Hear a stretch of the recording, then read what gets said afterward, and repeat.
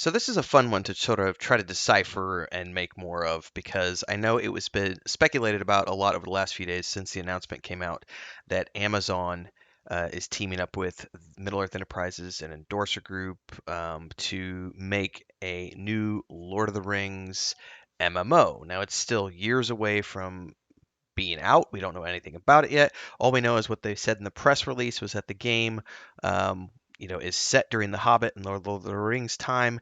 Whether or not that follows the story of the Lord of the Rings, or if it's going to be like Rings of Power, where it just taps into the appendices and the extended material, we don't know the answers to that question yet. But one of the things that was asked on my video and around the internet was what's going to happen to the Lord of the Rings Online MMORPG that's been around for 16 years and is an absolutely amazing game. It is dated in a couple of areas, but I think that this game is and could easily still, continue on for another 10 years easy, just looking the way and playing the way it is right now.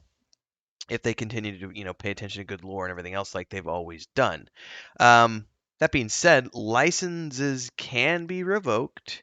And I don't know that that would be the case or anything else with Lord of the Rings Online. They've done very good over the years. The last numbers I saw were last year's earnings call. So it's been 6, 8 months ago. It might even be more than that now.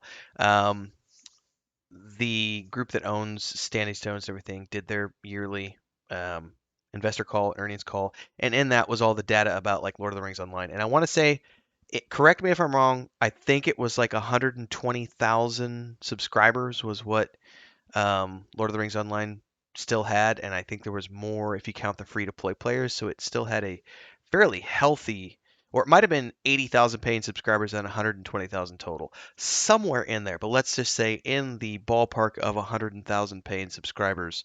That's a very healthy game by any standards of the book, and it can absolutely keep a small team moving ahead for a very long time.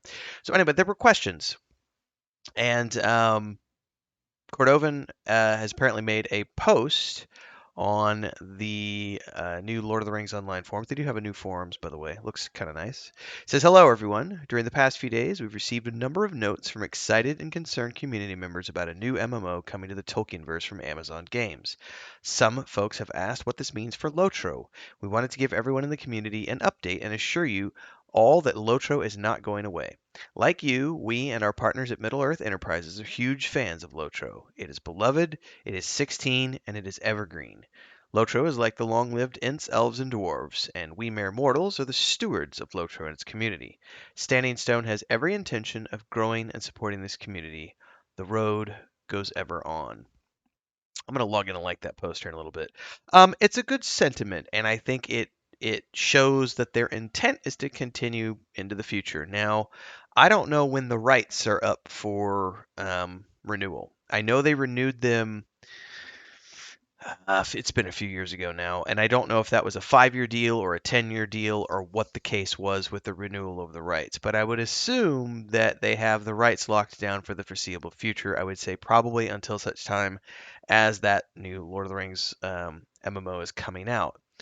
Now, some people have read into this and have said that this is Standing Stone's games going, we're never going to stop doing Lord of the Rings Online. That's not actually what's being said here because the license isn't up to them. It is performance dependent. So as long as the game keeps performing, when it comes up for renewal again, they will have the option to renew the rights agreement that they have, or that rights agreement could be revoked. The new owner could say, you know what, thanks guys, you had a good run. We'll give you another year, but then we're gonna go our separate ways. They could underperform in the next however many years they have until. I mean, it's up for it's up in smoke at this point.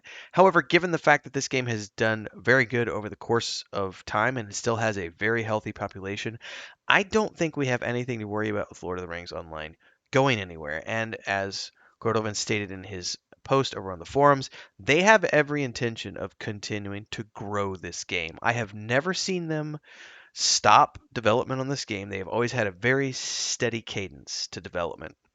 Every few months, we're getting new content, constant updates, many expansions, so on and so forth. Have there been hiccups along the way? Sure, depending on your point of the view, not everyone out there is up in arms because something got changed in Lotro.